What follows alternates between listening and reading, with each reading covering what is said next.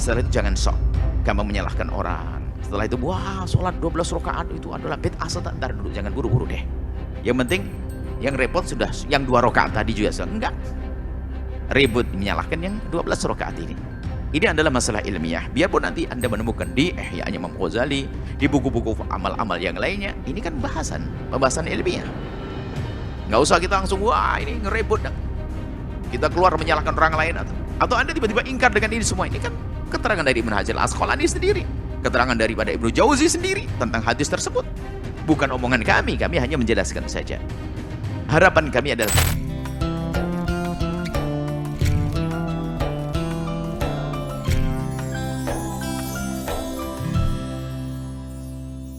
saat ini kita adalah at-targhibu fi sholatil hajati wa du'aiha. Himbauan melakukan sholat hajat dan doa yang hendaknya kita baca. An Uthman bin Hunayf, dari Sayyidina Uthman bin Hunayf. Sayyidina Uthman ibn Hunayf. Anna a'ma ata ila Rasulullah, seorang buta datang kepada baginda Nabi sallallahu alaihi wasallam, faqala, ya Rasulullah, ya Rasulullah, ud'u Allah an yakshifa li an basari. Dia buta, pengen lihat dunia itu kayak apa. Ya Rasulullah, doakan kami, doakan aku ya Rasulullah, agar bisa dibuka mataku, biar bisa sembuh mataku. Qala, Nabi menjawab, awa ad'uk. Apakah kau pengen aku doakan? Maksudnya kenapa kau minta doa? Ya Rasulullah, innahu qad syaqqa alayya dhahabu basari, telah merepotkanku dengan tidak adanya mataku ini. Serba salah. Qala, Nabi memerintahkan, fantolik, pergi kau, tawadda, ambil air wudu. Thumma sholli raka'atayn, ini lakukan salat 2 rakaat. Thumma kul, kemudian baca, Allahumma ya Allah, inni, sesungguhnya aku, setelah berdoa. Setelah melakukan salat, berdoa, Allahumma inni, sesungguhnya aku, atawajjahu ilaika, menghadap kepadamu ya Allah. Ini as'aluka, aku memohon kepadamu, atawajjahu ilaika, dan menghadap kepadamu, binabiyyi Muhammadin, dengan Nabi Muhammad, Nabi rahmati, Nabi rahmat. Maksudnya, ya Allah, aku ini lemah, aku kotor, aku jelek, aku banyak dosa. Maka aku menghadap kepadamu dengan membawa sesuatu yang kau cintai, Nabi Muhammad. Nah ini cara siasatnya seorang hamba.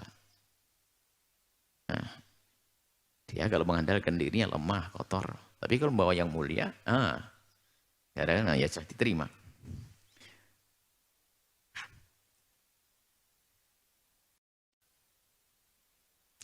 Ya Muhammad, wahai Rasulullah, inni atawajjahu ila Rabbi bika. Aku menghadap Tuhanmu, kepada Tuhanku, bika, dengan membawamu ya Rasulullah. Yakshifa li an basari, agar dibukakan mataku, disembuhkan. Lalu dilanjutkan, Allahumma syafi'hu fiyya wa syafi'ni fi nafsi. Syafi'hu, ya Allah, jadikan Nabi Muhammad pemberi pertolongan fiyya, di dalam diriku. Maksudnya dengan Nabi Muhammad sembuhkan aku. Syafi'ni fi nafsi, dan jadikan aku bisa memberikan pertolongan untuk diriku dengan doaku. Jadi ada membawa Nabi, lalu dia membawa dalam doanya sendiri. Faraja'a, kemudian pulanglah laki-laki tersebut. Waqad kasyafallahu an basarihi, telah dibukakan matanya. Hal semacam ini bisa terjadi pada, ini bab juga mujizat Nabi. Dan artinya cara berdoa yang diajarkan Nabi. Rawahu Tirmidzi wa sahahu Nasa'i, ini riwayat hadis Imam Tirmidzi dan dikatakan Imam Nasa'i hadis sahih. Hadza lafdhuhu. Wa Ibnu Majah, Imam Majah juga meriwayatkan, sahawi Ibnu Khuzaimah, Imam Hakim. Wa fi riwayat Tirmidzi, Imam Tirmidzi, riwayat Imam Tirmidzi, fa amarahu ayatawadda.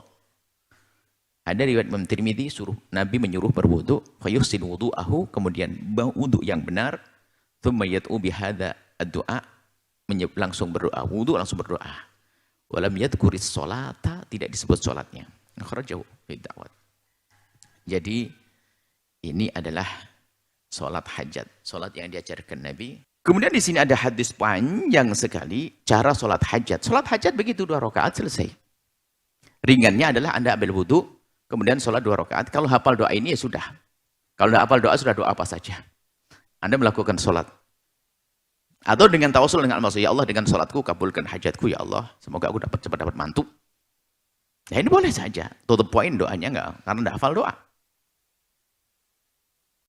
Ada hadis lagi, tapi hadisnya akan kami jelaskan. Memang seorang alim itu adalah mendatangkan riwayat yang biasa. Masyhur itu adalah apakah bakal dipakai atau tidak, ini babnya beda. Ini boleh hanya mendatangkan hadis saja. An bin Mas'ud dari Sayyidina Abdullah bin Mas'ud radhiyallahu ta'ala anhu, anin Nabi dari baginda Nabi Muhammad sallallahu alaihi wasallam. Qala, baginda Nabi menyebutkan salat hajat dalam bentuk yang berbeda. Dan ini banyak diamalkan, maka bagaimana cara menyikapi hal ini? Ini masalah ilmiah. Tidak usah setelah ini berselisih faham, lalu Anda merendahkan orang lain, tidak. Kami akan jelaskan secara ilmiah. Hanya sedikit, ini adalah tantangan, karena berhadapan dengan kebiasaan di masyarakat kita. Sholat hajat dengan bentuk yang tidak seperti tadi. Kalau tadi kan sholat wudu, sholat 2 rakaat biasa. Ini ada sedikit beda. Itsna asyarata rakaatan, 12 rakaat. Sholat hajat. Tusollihinna min lailin aw naharin. Siang atau malam, oke. Terserah kapan senggangmu. Setelah itu, di akhir tasyahadu baina kulli raka'atain. Setiap 2 rakaat baca tasyahud.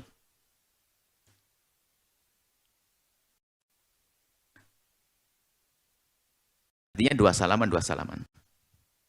Fa idza tasyahadta fi akhiri shalawatika, kalau sudah tasyahud di akhir salatmu. Fa athni 'ala Allah azza wa jalla, sanjung Allah. Waktu sahadut ada tambahan, menyanjung Allah dengan sanjungan Allah. Setelah itu salat kepada Nabi. Wa qur'anta sajidun, waktu sujud, wa qur'anta sajid, kemudian sujud. Membaca Fatihatul Kitab bisa amaratin, surat Fatihah 7 kali. Wa ayatul kursi, ayat kursi. Amarat 7 kali. Wa qul, dan bacalah la ilaha illallah wahdahu la syarikalah. Jadi setelah itu ada sujud lagi. Mungkin pernah kita baca sebagian amalan-amalan. Sekarang masalah ilmiah, kita tidak usah fanatik-fanatik yang tidak sehat. Ini adalah masalah ilmiah. Ibnu Hajar al-Asqalani, seorang muhaddits, ahli hadis, mendatangkan ini bukan karena kebodohan beliau, tidak, tentang hadis ini. Memang karena hadis ini sudah sangat masyhur, biasa, bahkan ini ada di Ihya, di kitab-kitab yang lainnya. Tapi kita perlu penjelasannya seperti apa. Jadi setelah tasyahud, kemudian sujud dia. Sujud. Membaca ayat kursi, membaca Fatihah 7 kali. Baca la ilallah ta'ala syarikalah. Ya Allah, tidak ada Tuhan. Ya, tidak ada Tuhan selain Allah yang maha tunggal, tidak ada sekutu baginya.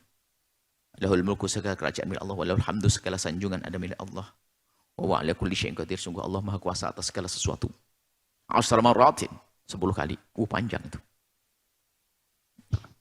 Tidak tahu berapa jam sholatnya. Ini setiap 2 rakaat begitu, 2 rakaat begitu, 2 rakaat begitu. Dan ada diamalkan. Tsumma kemudian baca Allahumma inni as'aluka bima'aqidil izzi. Ya Allah, aku mohon kepadamu bi ma'aqidil izzi. Tafsirnya bermacam-macam. Kalau seandainya riwayat itu sahih, benar, ma'aqid itu dari ma'qad. Ma'qad ini bisa katakan ya tempat dijadikannya segala sesuatu. Dari tempat kemuliaan. Tempat bukan tempatnya Allah, sebuah tempat yang dari situlah Allah akan menjadikan segala sesuatu. Atau ma'aqidil izzi, tempat kemuliaan-kemuliaan Allah. Maksudnya bukan tempatnya Allah. Jadi kemuliaan itu kan ada di beberapa. Ada kemuliaan, seperti kemuliaan-kemuliaan itu ada arsy, ada min arsyihi. Arsy tempat kemuliaan Allah, bukan tempatnya Allah. Masjid tempat kemuliaan yang Allah ciptakan. Baitul Haram tempat kemuliaan. Ini adalah maksudnya dengan tempat kemuliaan. Ini penafsirannya berbeda tentang ma'aqidil izzi. Min arsika, dari arsmu. Wa muntahar rahmati. Rahmat itu banyak. Lahirnya anakmu rahmat. Kau dapat suami rahmat, dapat istri rahmat. dapat duit rahmat, tapi ada rahmat yang paling agung, muntahar rahmah. Sayyidina Muhammad sallallahu alaihi muntahar rahmah, puncak rahmat. Min kitabika. Dari kitabmu di sini, Alkitab di sini bisa katakan Al-Qur'an, bisa saja Lauhul Mahfuz, kitabik. Ya sudah ditentukan di Lauh Mahfuz. Apa sih yang rahmat yang paling agung yang sudah termaktub di Lauhul Mahfuz? Sebagian menafsiri di sini adalah baginda Nabi sallallahu alaihi wasallam. Wasmikal a'zam. Ada nama Allah yang agung, al-ismil a'zam adalah nama Allah yang agung. Jadi ada nama agung, ada Allah punya nama agung. Di antara Asmaul Husna berbeda pendapat para ulama, mana yang Asmaul al-a'zam? Ada mengatakan Allah sendiri Asmaul a'zam. Al-ismul a'zam. Maksudnya ini ingin bertawasul dengan apa? Dengan keagungan, kemuliaan Allah, dengan nama Allah yang agung bertawasul. Wajad dikal a'zam. Jad itu maknanya macam. Dan jad itu kemahakayaan Allah. Jad itu adalah juga kemahatinggian Allah. Jad itu juga kemahaagungan Allah. Jad itu juga maha kemuliaan Allah. Jadi jad. Jaddika. Dan kemuliaanmu yang maha tinggi. Sebetulnya ini adalah makna daripada bertawasul ya Allah dengan segala kemuliaan, keagungan, kebesaranmu ya Allah. Itu. Wa kalimat tamah, kalimat adalah ada kalimat bisa saja maknanya kaun semesta dari kun fayakun. Kalimat Allah. Nah, tapi sebagian ulama menjelaskan kalimat Allah adalah Al-Quran yang sangat sempurna, tidak ada kurangnya. Kalimatillahi. Setelah menyebut begitu, tawasul dengan nama Allah, kemuliaan Allah, keagungan Allah. Sal hajatak. Kemudian kau sebut hajatmu. Minta ya Allah, aku pengen begini. Tumarfa' ra'sak, kemudian mengangkat. Tumasallim yaminan dan shimalan. Jadi, ini adalah bentuknya adalah setelah tahiyat, tiba-tiba sujud lagi. Bukan sujud sahwi. Dan ini yang tidak pernah dibahas oleh para ulama, adanya sujud selain sujud sahwi. Sujud itu ada jelas. Sujud dalam sholat. Sujud tilawah di dalam sholat. Sujud sahwi di dalam sholat. Selebihnya tidak ada. Maka ini sujud apa? Sehingga ini dipermasalahkan, ini masalah ilmiah. Di rentetan kitab fikih tidak bahas masalah sujud selain ini. Nanti ada sujud syukur di luar sholat. Sujud tilawah ada dalam sholat, di luar sholat.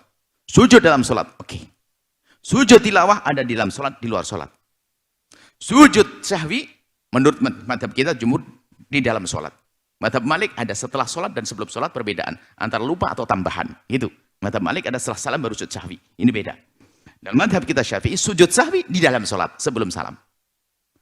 Setelah itu tidak ada lagi sujud. Adanya sujud syukur di luar sholat. Nah, ini sujud apa? Kan diperselisihkan. Ini masalah ilmiah. Anda tidak usah, kita tidak perlu fanatik. Loh, itu kan guru saya melakukan, mbah saya melakukan. Bapak. Enggak, ini belajar kita. Bagaimana komentar para ulama tengah hadis ini? Ibnu Hajar Al-Asqalani gentle. Jelas. Orang banyak mengamalkan, diakui. Akan tapi seorang muhaddis pun akan menjelaskan. Marfa' rasak tu masallim yaminan dan shimalan, kemudian salamlah ke kanan dan ke kiri biasa. Wala tu'allimuha sufaha. Kalau kamu ini maksudnya apa? Seolah-olah ini jangan kau ajari orang-orang yang enggak benar, yang enggak punya akal. Khawatir nanti pakai ini beneran lalu dikabul doanya, nanti doanya yang enggak penting-penting gitu, orang itu. Fa istajabun lalu dikabul. Ini adalah satu riwayat. Bunyinya begitu, maknanya begitu. Dan cara sholatnya seperti itu. Jadi sholat 2 rakaat, setelah terakhir, setelah tasyahud, Anda sujud lagi. Ini banyak. Bahkan ini juga dituliskan, kalau tidak salah, oleh Imam Ghazali dan sebagainya. Dalam amalan-amalan. Dan Imam Ghazali waktu menyebut riwayat begitu adalah ada keterangannya. Penukilannya pun biasanya dijelaskan, cuman kadang kita terburu-buru, kemudian juga. Yang tidak boleh adalah fanatik. Biarpun itu adalah dilakukan oleh keluarga kita, rombongan kita, kalau ada kritik dari ulama kita harus punya kewaspadaan dong. Lihat tentang hadis ini, rawahul Hakim, hadis Imam Hakim. Qala Ahmad bin Harb, qad jarabtu fawajadtuhu. Ada Imam Muhammad yang mengatakan, aku telah mencoba dan aku menemukan khasiatnya. Jarabtuhu fawajadtuhu. Aku mencoba dan aku mendapatkan hasilnya. Haqqan, benar. Qabla Ibn Ali Ad-Dailami, ini adalah beliau menukil perkataan, bukan Imam Ibnu Hajar Al-Asqalani sendiri yang berkata, nukil omongan sebagian orang. Qad jarabtuhu fawajadtuhu haqqan. Aku mencoba dan benar. Waqala Abu Zakaria, qad jarabtuhu fawajadtuhu haqqan. Aku mencoba dan benar. Waqala Hakim, Imam Hakim sendiri, qad jarabtuhu fawajadtuhu haqqan. Nah, ini penukilan dari beliau ini kan perlu dicek kembali betulkah ini dinukil dari Hakim, dinukil dari Dailami, dinukil dari Abu Zakaria dan seterusnya. Tafarrad bi Amir ibn Khaddas. Ini riwayat ini adalah Amir sendiri. Dan Amir sendiri nanti nukil daripada Umar bin Harun dipermasalahkan setelah itu. Riwayat ini ternyata dipermasalahkan. Qala al-musannif. Nah ini musannif. Nah ini kan boleh ada kejujuran. Kalau baca itu jangan pakai ta'assub fanatik dulu dong. Musannif Ibnu Hajar al-Asqalani mengatakan, Amir hadza qala Syekhuna Abdul Hasan Naisaburi. Amir itu sahibu manakir. Jadi periwayatannya sering ditolak. Mungkar. Jadi enggak diterima hadisnya. Wa qatarafa bihi an Umar bin Harun. Apalagi ini telah meriwayatkan sendiri, dia sendiri dari Umar bin Harun al-Balkhi. La Umar bin Harun termasuk rajul matruk, ditinggal hadisnya, enggak bisa dipakai. Lah ini kan menunjukkan hadis ini adalah hadis yang dipermasalahkan oleh para ulama hadis. Jangan bicarain ulama yang anti tasawuf. Enggak, ini di kalangan sufi sendiri. Kalangan ini. Jadi jangan fanatik-fanatik buta lah. Kita ini perlu ilmiah. Biarpun yang mengamalkan orang keluarga kita, orang tua kita ini Ibnu Hajar al-Asqalani, Amirul Mukminin al-Hadis, mendatangkan hadis untuk dibahas biar orang tahu, tidak hanya ikut-ikutan. Muttaham diduga dengan dustanya. Biarpun athna alaihi Mahdi wahdahu, yang menyanjung hanya Imam Mahdi. Ada satu imam. Di ma'lam. Kemudian belum menjelaskan. Wal i'timad, rupanya sandaran ini kok ada orang ngamalkan itu adalah fi hadza ala tajribah, hanya pengalaman orang, bukan alal isnad, bukan berdasarkan kebenaran hadis tersebut. Lah ini bagi orang yang mengerti tentu sudah tangkap bahwasanya kalau sudah isnadnya tidak bisa dipakai, maka ya kita harus waspada. Jangan sampai kita hanya latah ikut-ikutan. Masih ada sholat hajat yang jelas tadi, kenapa harus mengambil ini? Yang biasa mengamalkan tanpa harus mencaci yang lainnya, bisa ditarik pelan-pelan supaya tidak gaduh, tidak mencaci, tidak mengolok. Kemudian tentang hadis ini Ibnul Jauzi beda Ibnu Qayyim al-Jauziyah. Ibnul Jauzi adalah termasuk orang ulama istiqamah. Ibnul Jauzi, beliau telah mencantumkan hadis ini di dalam golongan hadis-hadis yang maudhu. Karena ada Umar bin Harun tadi. Dan ulama-ulama hadis yang lainnya. Maknanya apa? Sudah kita tutup hadis ini, kita sudah cukup mengamalkan yang tadi, habis itu bisa minum teh, nggak usah terlalu panjang-panjang. Ini diperselisihkan hadis ini. Dan perselisihannya bukan di antara orang, anti tawasul, anti ini. Bukan. Di antara ulama kita sendiri seperti ini perbedaan. Ayo kita dewasa. Biarpun mungkin di rumah kita mengamalkan ini semuanya, ayo kita sedikit lapang dada. Ulama hadis mengatakan semacam itu. Ini adalah Imam Ibnu Hajar mengatakan ini adalah bukan karena hadis ini benar. Sementara untuk mengamalkan sebuah amalan harus bersadarkan kebenaran sebuah hadis. Kalaupun ada hadis dhaif yang tidak parah, ada syaratnya. Hadis dhaif yang bisa diamalkan untuk fadhail, amalkan dengan catatan.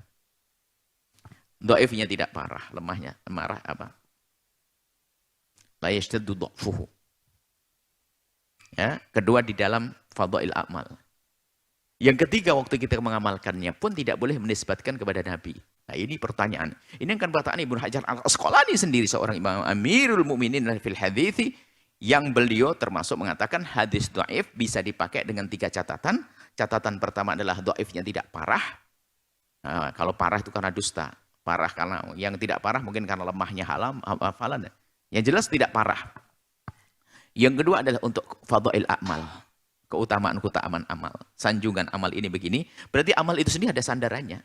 Disebut keutamaannya. Bukan dasar amal untuk dilakukan. Tapi fadhail amal. Menjelaskan keutamaan amal ini dan sebagainya. Misalnya ada satu sholat. Duha sudah jelas riwayatnya. Baru nanti ada riwayat-riwayat. Sanjungan tentang keutamaan tentang sholat duha. Tapi sholat duha sudah ada sandarannya. Ini namanya fadhail amal. Jangan salah. Kalau ini barusan kita bahas amal langsung. Caranya beramal. Kemudian setelah itu Imam Hajar mengatakan waktu mengamalkan hadis lemah tersebut tidak boleh menyandarkan itu pada Nabi. Itu kan setelah itu mengundang pertanyaan. Lalu apa? Ada dasar apa kita mengamalkannya? Ini pertanyaan besar juga kepada seorang muhaddits. Lalu kalau kita mengamalkan satu hadis dhaif, kalau bukan kita yakini itu hadis, lalu kita dan tidak boleh meyakini itu hadis, lalu kita meyakini sebagai apa?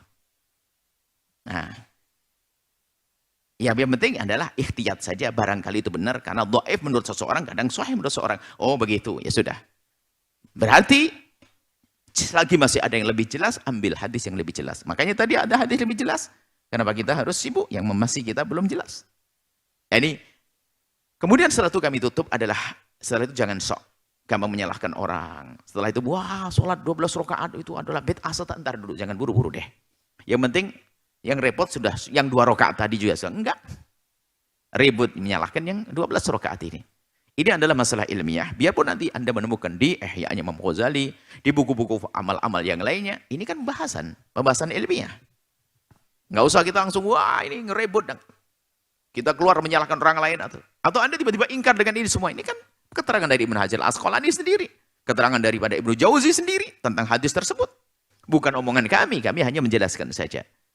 Harapan kami adalah majelis ini adalah majelis membuat perubahan. Artinya apa? Kalau ingin mengamalkan sesuatu yang jelas-jelas. Kenapa? Di hadapan kita adalah musuh-musuh yang memang mereka mencari-cari kesalahan. Bukan ingin menjadikan kita benar. Dikit-dikit bid'ah, dikit-dikit sesat, dikit-dikit bid'ah, dikit sesat.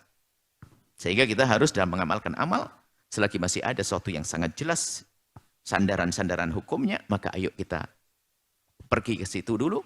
Jangan buru-buru kita melakukan yang lainnya. Kemudian juga, derajat keutamaan para ulama kan tentang kesohihan riwayat. Jika hadis yang sangat kuat diriwayatkan oleh perawi yang banyak, hadisnya banyak, bermodel-model, tapi cerita tentang satu sholat, maka menjadi sholat dikukuhkan. Sebab sholat yang pahalanya berlipat-lipat dikukuhkan karena Nabi melakukannya, atau riwayatnya banyak tentang ini, atau Nabi sering menyebutnya, kan begitu. Ada sholat dikukuhkan. Tidak bisa mengalahkan sholat-sholat ini melebihi daripada sholat ba'diyah, qabliyah, sholat duha. Sholat witir yang sudah pernah kita sebutkan, di sholat level tertinggi dari sholat sunnah tertinggi adalah sholat-sholat yang dikukuhkan. Setelah sholat fardu. Ada sholat fardu paling tinggi. Setelah itu ada sholat sunnah yang dikukuhkan seperti qabliyah ba'diyah. Ini yang disebutkan enggak, nanti itu jauh. Jangan sampai Anda itu sholat tasbih. Tak tahu enggak sholat ba'diyah isya. Anda ini keblinger. Wah, tasbih paling ini. Enggak bisa mengalahkan sholat ba'diyah isya. Seperti itu. Ini adalah belajar cerdas ya. Di dalam memahami ilmu, kemudian setelah itu jaga hati, jaga lisan, agar tidak meremehkan orang lain, agar tidak mudah mencaci orang lain. Wallahu a'lam bishawab.